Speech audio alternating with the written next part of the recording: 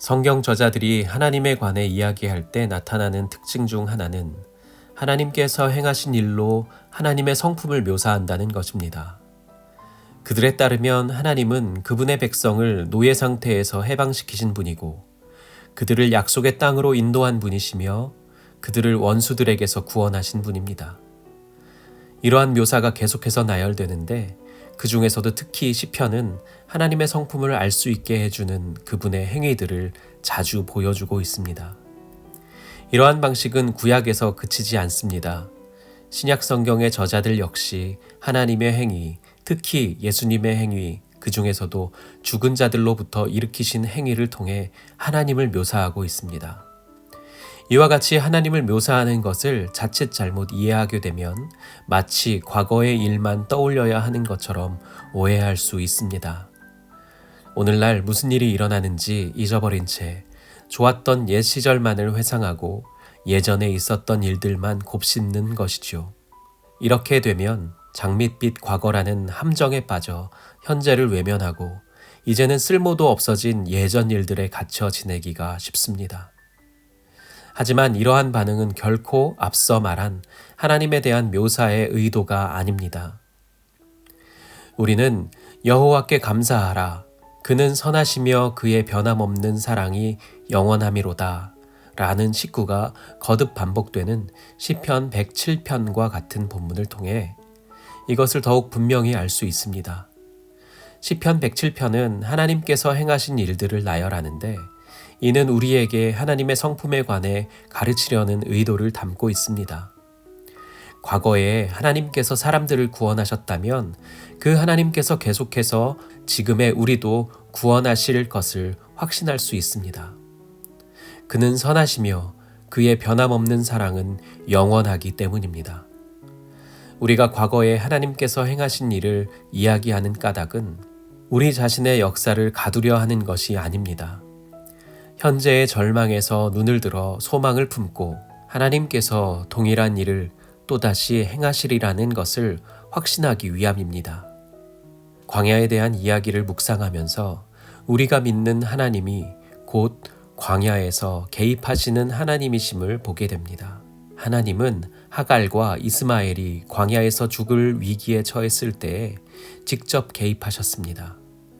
또 하나님은 시편 107편과 같이 그 영혼 혹은 생명이 쇠한 자들을 위해 직접 개입하셨습니다. 그리고 바로 그 하나님께서 오늘날에도 동일한 일을 우리에게 행하실 것입니다.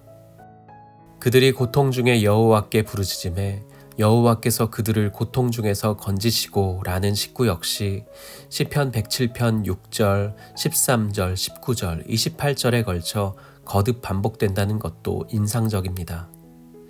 하나님의 백성이 하나님께 부르짖으니 하나님께서 그들을 구원하셨습니다.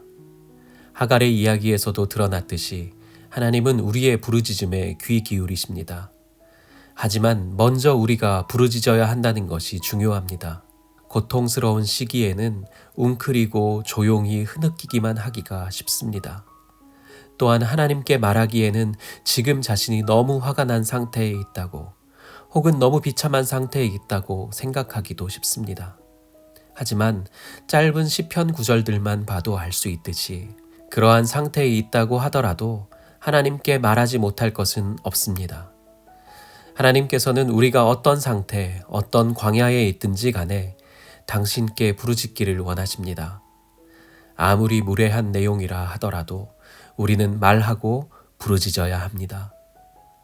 여기서 하나님이 듣지 않으시거나 응답하지 않으시는 것처럼 보일 때는 어떻게 해야 하느냐라는 질문이 있을 수 있습니다. 이는 간단한 질문이 아닐 뿐더러 대답하기도 쉽지 않습니다. 그럼에도 일단 하나님은 자판기가 아니시며 또한 후견인도 아니심을 기억할 필요가 있습니다. 하나님은 우리의 지시를 들으시는 것이 아니라 우리의 부르짖음을 들으십니다. 또한 하나님은 우리의 시간표가 아니라 그분의 시간표에 따라 우리의 부르짖음을 들으십니다. 성경 속 인물들이 하나님을 얼마나 오랜 시간 기다렸는지를 보면 놀라지 않을 수가 없는데요. 이를테면 아브라함과 사라는 하나님의 약속이 성취되기까지 무려 25년 넘게 기다렸던 것으로 보입니다.